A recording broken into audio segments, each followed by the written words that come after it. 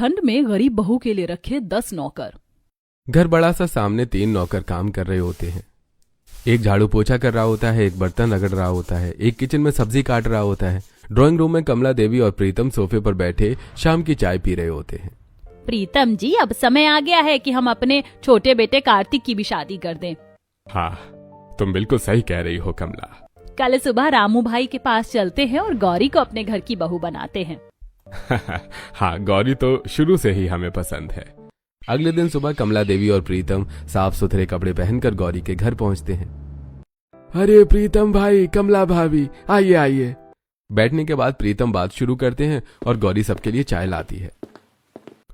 अरे रमेश भाई, अब तो गौरी की शादी की उम्र हो गई है और हम सोच रहे हैं कि बात आगे बढ़ा दें।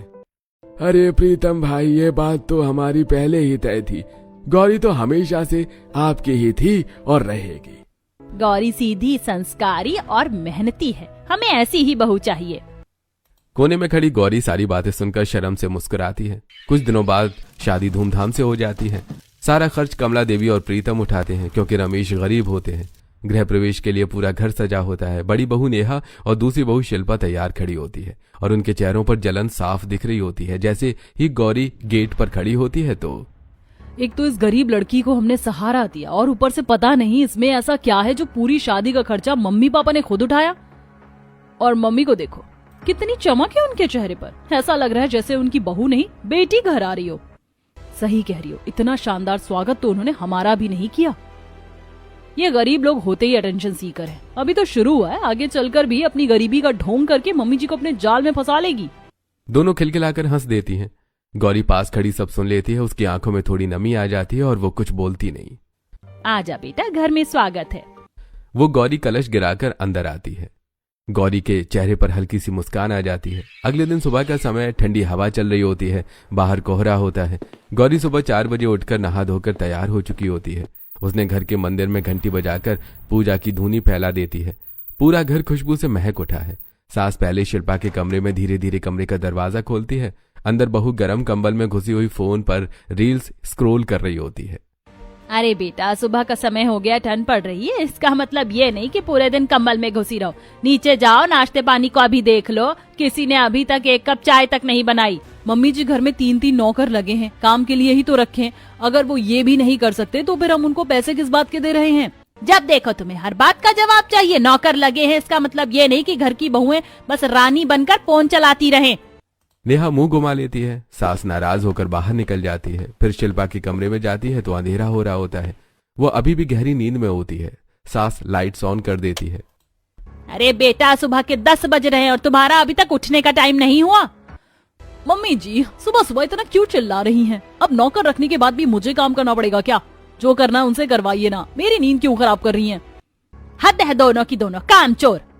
शिल्पा फिर से कंबल ओढ़ लेती है। सास गुस्से में सिर पकड़ लेती है। सास बड़बड़ाती हुई आंगन में आती है जहां गौरी तुलसी को जल दे रही होती है। नौकर तो सबके घर में लगे होते, पर इसका मतलब ये थोड़ी है कि बहुएं बिल्कुल काम छोड़ दे। पता नहीं कैसी बहुएं मिली हैं मुझे।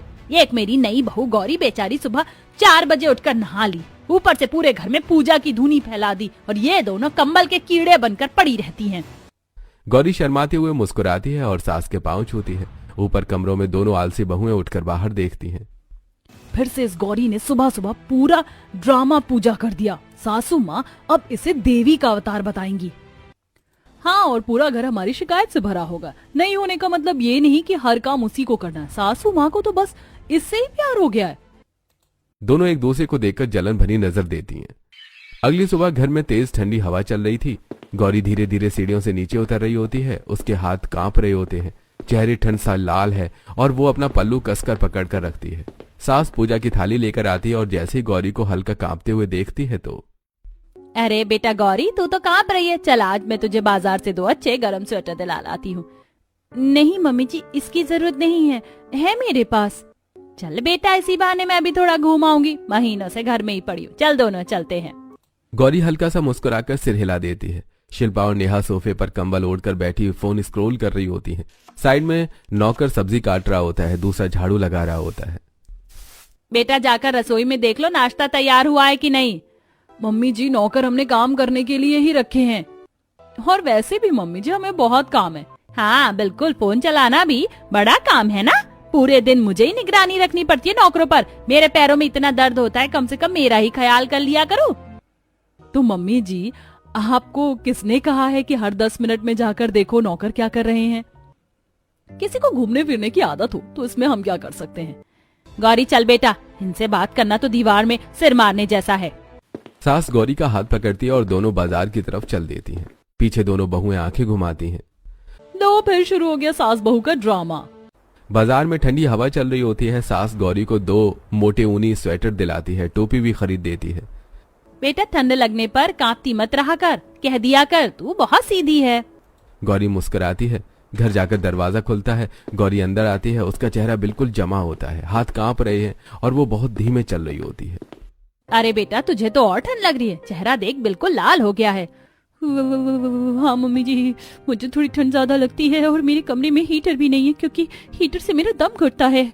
हेलो, रामू को तुरंत घर भेजो। हाँ, एक नए काम के लिए चाहिए। दोनों बड़ी बहुएं दरवाजे के पास खड़ी सब सुन रही होती हैं। नौकर रामू आता है। रामू, आज से तुम्हारा काम है मेरी बहू के कमरे में हर सुबह अंगीठी जलाना। वो उसे ठंड ज्यादा लगती है, ध्यान रखना। राख साफ रखना, कोयला भर देना। रामू सिर हिलाकर चला जाता है। दोनों बहुओं के चेहरे देखने लायक होते हैं। मम्मी जी, इसके कमरे में अलग अंगीठी क्यों? हमारे कमरों में तो हीटर जल रहा है। अच्छा, तो इसको तो आते ही प्रिंसेस ट्रीटमेंट मिलने लगा है। तुम दोनों तो सुबह से शाम तक कमरे में हीटर लगाकर चादर तान कर सोती रहती हो, पर इसे हीटर से दिक्कत है, इसका दम घुटता है। महारानी को आते ही दिक्कत होने लगी, अपने घर में कैसे रहती थी ये? गौरी कुछ नहीं कहती, बस चुपचाप खड़ी कांपती रहती है। अगली सुबह ड्राइंग रूम में हीटर चल रहा होता है। दोनों बड़ी बहुएं काउच पर कंबल ओढ़ कर बैठी गरम गरम कॉफी पी रही होती हैं। टेबल पर पैरों को रखकर आराम से रील्स स्क्रॉल कर रही होती हैं। सास भी वहीं बैठी होती है, पर हाथ गर्म करने के लिए कॉफी कप पकड़ा हुआ है। गौरी रसोई में होती है और चाय बना रही होती है। वो केतली चढ़ाकर और तुलसी लेने बाहर आती है। सास गार्डन की तरफ देखती है और तुरंत शिल्पा से कहती है, शिल्पा बेटा, जरा बाहर देख लो, माली पानी दे रहा है। कल मैंने देखा गुलाब के सारे फूल सूखे पड़े थे। नौकर हैं तो उन्हें देखना भी पड़ता है। मम्मी जी, उसे क्या देखना, अब मैं उसका हाथ पकड़कर पानी भी दिलवाऊं? तुम्हें तो बस फोन की स्क्रीन के अलावा कुछ दिखता ही नहीं है। मम्मी जी, रोज रोज नौकरों की बात, हम रोज कैसे देख सकते हैं सबको, इसीलिए तो नौकर रखे हैं। सास तिरछी नजरों से दोनों को देखती है लेकिन कुछ कहती नहीं है। रसोई में गौरी चाय का काढ़ा बना रही होती है। ताजी तुलसी डालकर वो अदरक घिसती है।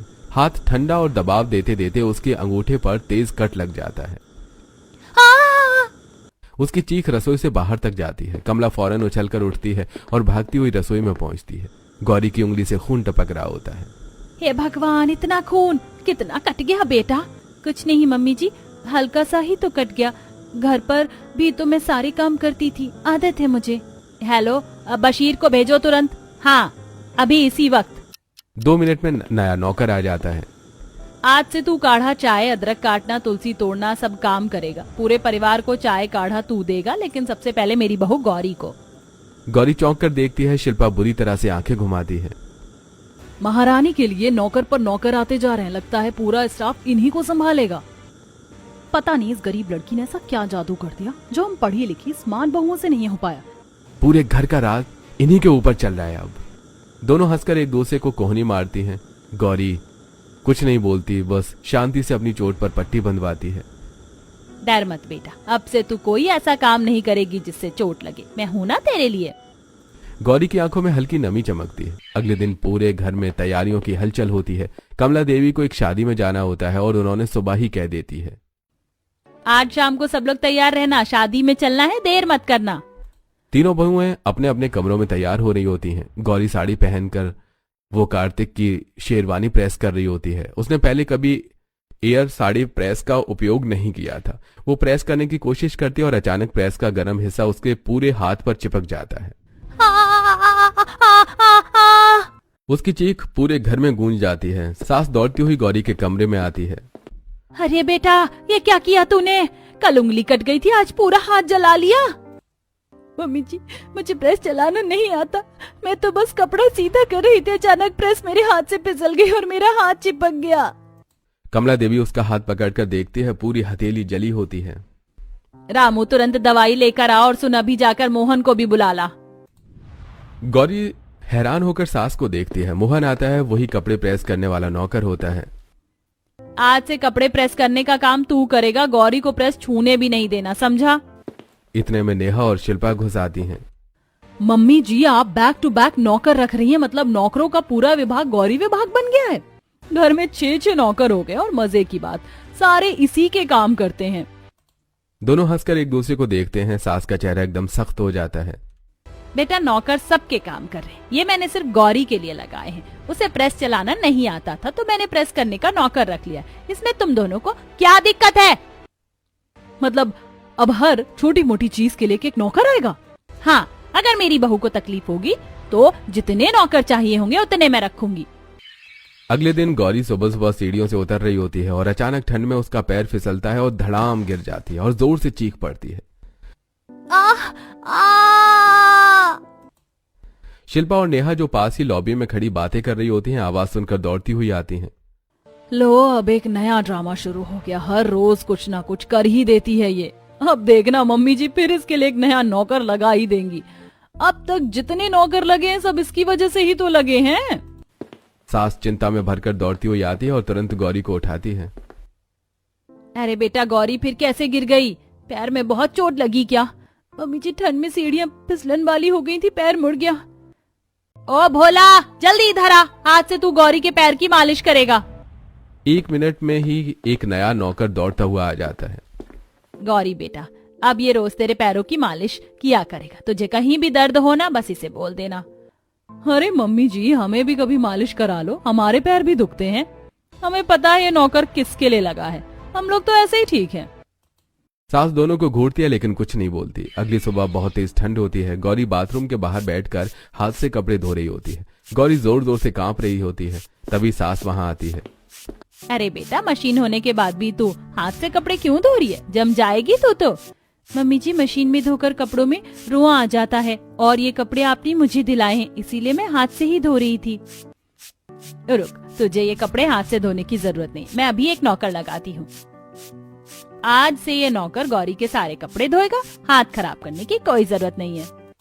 पीछे खड़ी नेहा और शिल्पा एक दूसरे को देखकर हंस देती हैं। वॉशिंग मशीन होने के बाद भी घर में कपड़े धोने का नौकर भी लग गया। वाह, इस घर की तो अलग ही कहानी है। नौकर पर नौकर, पूरा अजूबा घर है भाई। रात में शिल्पा कमरे में तमतमाई बैठी होती है। ये घर में क्या ड्रामा चल रहा है? मैं और नेहा इतनी पढ़ी लिखी हैं, हम लोगों के लिए एक नौकर नहीं था कभी, और जब से ये गौरी आई है नौकर पर नौकर लगाए जा रहे हैं। तो इसमें मैं क्या करूं? मम्मी की इच्छा है, जो करना चाहती हैं कर रही हैं। आप तो कुछ कर नहीं सकते, बस बैठे रहो। वो गुस्से में पल्लू झटका कर चली जाती है। दूसरी ओर नेहा और उसका पति कमरे में बात करते हैं। ये क्या नौटंकी चल रही है घर में? उस गरीब गंवार के लिए नौकरों की लाइन लगी पड़ी है। तो तुम्हें क्यों चिढ़ हो रही है? तुमसे कोई काम करवाता है क्या? काम नहीं करवाता, पर मम्मी जी सुनाने में तो कोई कसर नहीं करती। और उसे इतना प्यार, हम तो बस काम करने वाली मशीनें थे। ओहो, तो आप मेरे से शिकायत मत करो। मैं ऑफिस में पूरा दिन रहता हूँ, मेरा दिमाग खराब मत करो। नेहा और शिल्पा दोनों के चेहरे और लाल हो जाते हैं। दोपहर में घर के बाहर गली में 4-5 पड़ोसनें खड़ी गप्पे मार रही होती हैं। तभी नेहा और शिल्पा भी आ जाती हैं। दोनों के चेहरे चिढ़े हुए, मन में जलन भरी होती है। क्या हुआ बहू, आजकल तुम्हारी छोटी देवरानी से नहीं बन रही है क्या? हम देख रहे हैं ना घर में नौकर पर नौकर आते जा रहे हैं। जब भी हमारे घर की तरफ नजर घूमती है तुम्हारे घर का कोई नौकर जाता हुआ दिखता है। अरे बस आंटी क्या बताऊं, जो नई महारानी घर में आई है ना उसके लिए बैक टू बैक नौकर लग रहे हैं। जरा सी उसे किसी चीज की समझ नहीं आती, कभी प्रेस नहीं आती, कभी कपड़े नहीं धोती, और मम्मी जी तुरंत उसके लिए नौकर लगा देती हैं। मम्मी जी तो बस उसकी सेवा में लगी हुई हैं। जो कहो जो मांगो सब उसे मिलता है। हमारी तो किसी ने कभी नहीं सुनी। अरे वाह, गरीब होकर भी तुम दोनों से ज्यादा राज कर रही है वो लड़की। घर तो वही चला रही है और तुम दोनों उसके बारे में कुछ नहीं कर रही हो। कुछ तो बोलो मम्मी जी को। हम तो कुछ ना कुछ कहते रहते हैं पर मम्मी जी सुनती ही नहीं है। बस वही गौरी गौरी, बाकी किसी की परवाह ही नहीं। देखो बेटियों, अगर ऐसे ही चलता रहा ना तो वो एक दिन गंवार लड़की तुम दोनों के ऊपर ही राज करेगी। तुम दोनों नौकरानी बनकर रह जाओगी उसके सामने, समझी? अगर चाहते हो कि मम्मी जी तुम दोनों की भी सुने तो तुम्हें एक बड़ी लड़ाई करनी पड़ेगी। सीधे सीधे बोलो, वरना वो लड़की घर की रानी बनी रहेगी। आप सही कह रही हो आंटी, अब बहुत हो गया, हमें कुछ ना कुछ करना ही पड़ेगा। हाँ, वरना तो हमें वाकई नौकरानी बना देगी। इस बार उसे रोकना ही पड़ेगा। तीनों पड़ोसन एक दूसरे को देखते हुए मुस्कुराती हैं और वहां से चली जाती हैं और नेहा और शिल्पा वहीं खड़ी उबलती हुई नजरें मिलाती है। अगली सुबह 6-7 नौकर, कोई झाड़ू लगा रहा, कोई धूल पोंछ रहा, कोई किचन में सब्जी काट रहा, कोई हीटर जला रहा है। पूरा घर एकदम बिजी, पर परिवार वाले आराम से ड्राइंग रूम में बैठे बातें कर रहे होते हैं। गौरी चुपचाप कोने में बैठी ऊनी मोजे पहन रही होती है। मम्मी जी, अब तो बस एक ही जगह रह गई है जहाँ नौकर नहीं लगा है, और वो है बाथरूम। सबकी हंसी छूट जाती है, सास की आंखें सिकुड़ जाती हैं। हाँ मम्मी जी, उधर भी एक नौकर लगा दो, आखिर महारानी को कहीं भी अकेले परेशानी ना हो जाए। नेहा और शिल्पा एक दूसरे को देखकर मुस्कुराती हैं। तुम दोनों को शर्म नहीं आती? ये कैसी गंदी बातें कर रही हो? और कैसी बात करें मम्मी, घर में नौकर पर नौकर आ रहे हैं, हम तो बस बता रहे थे कि कौन सी जगह बची है। इसको कोई काम ठीक से नहीं आता ना, और आप एक एक करके नौकर बुला लेती हो। अब तो मजाक बन गया है पूरा घर। गौरी सिर नीचा कर लेती है। सास धीरे धीरे गुस्से में कांपने लगती है। मुझे तुम दोनों से बहस नहीं करनी। तुम दोनों तो बहस करने में नंबर 1 हो। अमीर घर की बिगड़ी हुई औलाद, बड़ी आई संस्कार सिखाने। ये बोलकर सास तमतमाती हुई वहां से चली जाती है। देखा, हम नहीं, ये गौरी घर तोड़ रही है। अपने काम तो देखती नहीं, उल्टा हमें सुनाती रहती हैं। दोनों बहुएं झुंझलाई हुई एक दूसरे को देखती हैं। अगले दिन सुबह के समय ठंडी हवा चल रही होती है। गौरी शॉल ओढ़े हुए चुपचाप घर के डेकोर शेल्फ की डस्टिंग कर रही होती है। उसकी उंगलियां ठंड से लाल हो रखी होती हैं, पर वो बिना बोले अपना काम करती जाती है। तभी सास पीछे से आकर उसे देखती है। अरे गौरी, क्या कर रही है बेटा? तुझे बार बार कहा है तू काम मत किया कर। मम्मी जी, बस ऐसे ही कमरे में बहुत धूल लगी हुई थी, आदत है मुझे काम करने की। हाँ, जुगनू को भेज देना, आज से डस्टिंग वही करेगा। गौरी बहू को ज्यादा ठंड लगती है। फोन करते ही नवा नौकर वहां घर में आ पहुंचता है, डस्टिंग का कपड़ा और स्प्रे लेकर। शिल्पा और नेहा ड्राइंग रूम में ये सब देख रही होती हैं। उनके चेहरे बिगड़ जाते हैं। गुस्से में लाल चेहरे के साथ अपने अपने कमरे में जाती हैं।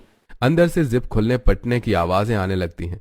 2 मिनट बाद शिल्पा और नेहा दोनों बड़े बड़े बैग लेकर बाहर आती हैं। बस मम्मी जी, अब हम इस घर से जा रहे हैं। पूरा घर सन्न देखता रहता है। अरे क्या हुआ तुम दोनों को एकदम से? एकदम से क्या हुआ मम्मी जी? 9 नौकर आ चुके हैं एक एक करके इस गंवार के लिए। गौरी सिर झुका लेती है, उसकी आंखें भर आती हैं। और आपको लगता है ये मामूली बात है? तो कौन सी बड़ी बात है इसमें? बड़ी बात? मम्मी जी, हम पढ़े लिखे हैं, फिर भी हमारे लिए कभी एक नौकर नहीं लगाया। लेकिन ये तो जैसी आपकी बेटी है। हमारी कोई इज्जत नहीं है इस घर में। सारा राज पट्टी इस गरीब के नाम कर दिया है आपने। सास गुस्से से नहीं बल्कि थक कर बैठ जाती है। तो तुम्हें इससे इतनी जलन क्यों हो रही है? और अगर जाना है तो जाओ। शिल्पा और नेहा एक कदम दरवाजे की ओर बढ़ाती हैं और दहरी पार करने की हिम्मत नहीं होती। उनके चेहरे पर डर होता है। वे एक दूसरे को देखती हैं और धीरे से बैग नीचे रख देती हैं। बाहरी औरतों के भड़कावे में आकर तुम लोग अपने घर का माहौल खराब कर रही हो। हम अभी नहीं जा रहे, लेकिन मम्मी जी, ये सब ज्यादा दूर नहीं चलेगा। और हाँ, आप खुद तो कोई काम करती नहीं है, ऊपर से नौकर लगाने में भी इतनी खुशी। दोनों तमतमाती हुई कमरे में वापस चली जाती हैं। दरवाजा जोर से बंद कर देती हैं। इनकी बातों को तू दिल पर मत लेना बेटा, मुझे पता है तू क्या झेल रही है। गौरी की आंखें भर आती हैं। सास उसका हाथ पकड़ लेती है। अगले दिन सुबह घर में सन्नाटा होता है। सास सुबह जल्दी किसी काम से बाहर चली जाती है। घर में नौकर इधर उधर काम कर रहे होते हैं, लेकिन ड्राइंग रूम में गौरी बैठी अकेली होती है। शिल्पा और नेहा दोनों धीरे धीरे नीचे आ जाती हैं। वो दोनों गौरी की तरफ बढ़ती हैं। तो मैडम, क्या हाल चाल है? घर में अकेले राज कर रही हो आज? दीदी, ऐसी क्या बात कर रही हैं? मैं तो बस अब हमको अपनी भोली सूरत दिखाने की जरूरत नहीं है। हम समझ गए, तुमने इस घर पर राज जमाना शुरू कर दिया है। आप दोनों ऐसा क्यों सोच रही हैं? मैंने क्या किया है? क्या किया है? तुम तो महारानी हो। तुम्हारे पैर में मोच आए तो नौकर, हाथ कटे तो नौकर, ठंड लगे तो नौकर, प्रेस नहीं आती तो नौकर, कपड़े धोना नहीं आता तो नौकर। और तुम्हारी माँ ने तो तुम्हें यही सिखाया होगा ना, अच्छे घर के लड़कों को फंसाओ, फिर उनके पूरे घर पर कब्जा कर लो। सच कहूँ तो तुम्हारी माँ भी तुम्हारी तरह ही चालाक होगी। दीदी, मेरी मम्मी के बारे में ऐसा मत कहिए, वो बहुत अच्छी थी। ये कहते ही गौरी रोने लगती है और भागकर अपने कमरे में जाती है और कपड़े पैक करने लगती है। नीचे अचानक दरवाजा धड़ाम से खुलता है। सास अंदर आती है और गेट पर खड़ी शिल्पा और नेहा की सारी बात सुन लेती है। वो गुस्से से दोनों जिठानियों की तरफ देखती है। बस एक शब्द और मत कहना तुम दोनों। तुम्हारी हिम्मत कैसे हुई मेरी बहू की माँ के बारे में ऐसा कहने की? और तुम दोनों ने क्या किया? उसे ताने, उसकी माँ पर सवाल, क्या यही संस्कार है तुम्हारे? मम्मी जी, लेकिन हमने क्या गलत कहा? गौरी बैग लेकर बाहर चली जाती है।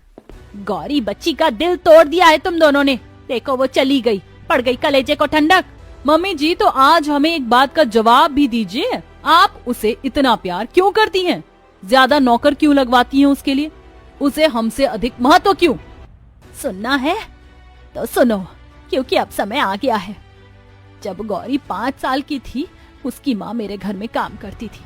बहुत गरीब थी, बहुत अकेले थी, लेकिन वो मेरे तीनों बेटों को अपनी औलाद की तरह संभालती थी। मेरी तबीयत अक्सर खराब रहती थी, घर की जिम्मेदारियां वही निभाती थी, लेकिन उन्हें कैंसर था और जब मैंने इलाज के पैसे देने चाहे, उन्होंने मना कर दिया।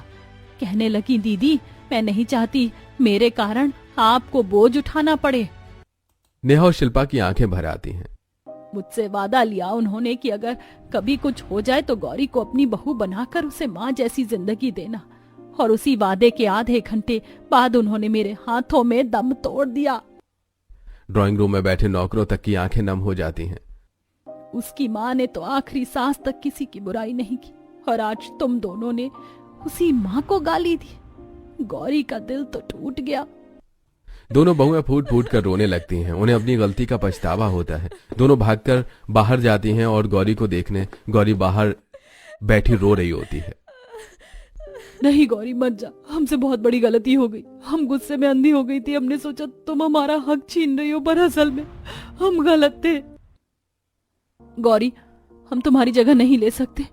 तुम्हारी माँ की कहानी सुनकर हम शर्म से गड़ गए हैं। हमें माफ कर दो। हम तुम्हारी दुश्मन नहीं, बहन बनना चाहती हैं।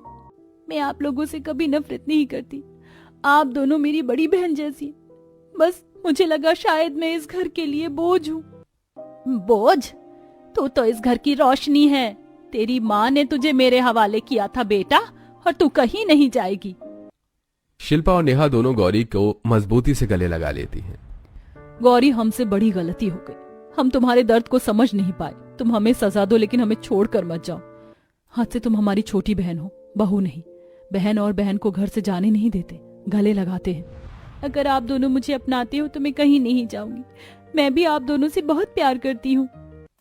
सास पीछे खड़े रो रही होती है। सब लोग हाथ पकड़कर अंदर आते हैं। गौरी अपना बैग नीचे रख देती है। नौकर भी मुस्कुराते हैं। फिर रात को सब डिनर पर जाते हैं। गौरी बहुत खुश होती है। घर लौटते ही शिल्पा और नेहा दोनों एक दूसरे की तरफ देखकर मुस्कुराती हैं।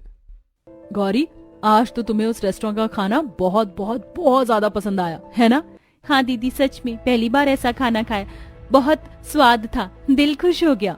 तो ठीक है, आज तुम्हारे लिए एक और नौकर लगाते हैं। अरे नहीं दीदी, अब और कोई नौकर नहीं, वैसे ही घर में बहुत लग गए हैं। हाँ, और सुनो, ये नौकर सिर्फ एक खास काम करेगा। हर हफ्ते घर में उसी रेस्टोरेंट का खाना बनाएगा, बिल्कुल वही टेस्ट, वही फ्लेवर, और तुम्हें खिलाएगा। आप लोग इतनी फिक्र क्यों करते हो मेरी? क्योंकि अब तो हमारी छोटी बहन है। बहू तो सब बनते, पर दिल से बहन बनना मुश्किल है, और तू बन चुकी है। और सुन, आज से इस घर में पूरे 10 नौकर हो गए, और जानते हो किसके लिए? हमारी प्यारी सी गौरी बेबी के लिए। तीनों हंस पड़ती हैं। गौरी भावुक होकर दोनों को गले लगा लेती है।